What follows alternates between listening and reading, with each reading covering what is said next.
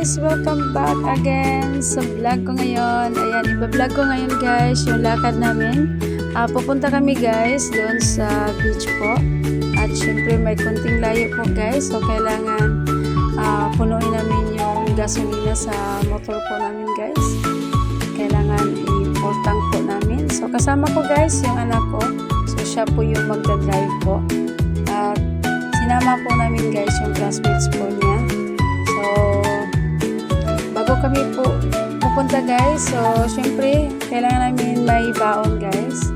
So, may dala na kaming rice guys at saka ulam. So, bibili lang kami dito guys ng mga chicheria. Ayan.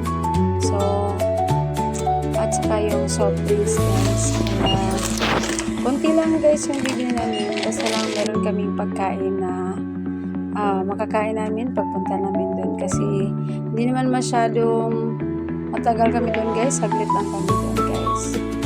So yung oras po namin guys pag punta doon guys is parang isang oras mahigit ata guys. So ganyan po siya kalayo. Pero safety naman po yung kalsada guys. So ganito po yung kalsada niya papunta doon sa beach po ng Harip. Kaya rin lang po sa biyahe guys. Kaya tara guys, samahan niyo kami magpunta doon sa Harip, doon sa Hidden of Paradise. So, tinatawag siya guys ng The Vins. Pero Harip talaga guys yung nasanayan ko sa mga kaano. So, ito na po guys. Nandito na tayo sa beach po ng Harip po guys. So, ito po yun. Marami silang mga cottage po dito guys. So, pahinga kami konti guys at kakain lang kami. Buti naman andito yung mga friends namin guys. So, nagkita-kita kami dito.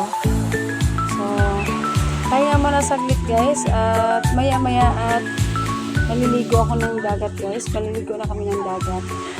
Kasi babalik kami agad guys. Gawa ng meron silang school. So, kailangan maano namin yung oras po guys. Sa gustong maligo dito guys, ayan, punta kayo dito sa Harip po. Ito sa The Vins. Mura lang guys yung entrance po dito guys. Parang 10 pesos lang ata guys.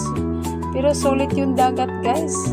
At meron naman silang cottage po dito guys. At pwede ka dito guys mag-overnight po. At meron din silang pang-badlaw po guys.